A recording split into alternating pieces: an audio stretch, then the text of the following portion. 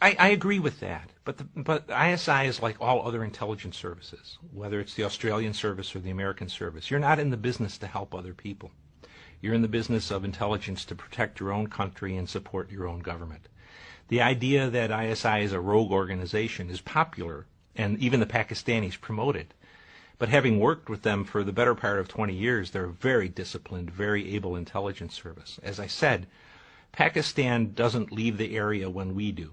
They have to stay there and try to stabilize things in their own country. To do that, they believe at least, they have to help reestablish an Islamic country in Afghanistan, an Islamic government. So Afghanistan, if it looks to expand, will look north to Central Asia and not into Pakistan, which in turn allows the Pakistanis to move better than 100,000 troops off of the eastern border back to their western border off the western border rather, back to the eastern border against India, which, whether we like it or believe it or not, they think is their main enemy. So I really find the situation in Afghanistan largely of our own making. And the Pakistanis will support an Islamic government in Kabul because that's their best interest. We have created a mess. They have to sort it out now.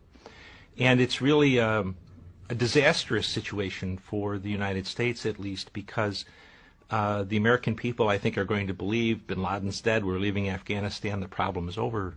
But if you look at it objectively, Al-Qaeda is now has 6 different operational platforms, where in 2001 it only had 1.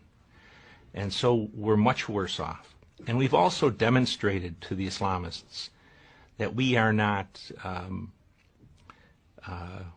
it's an old-fashioned word, but we're not manly. But the enemy loses hundreds a week. And we, a country, a superpower of 300 million people, cannot tolerate the loss of 160 people a year. It's a bad example to set for an enemy who is willing to expend enormous numbers of lives.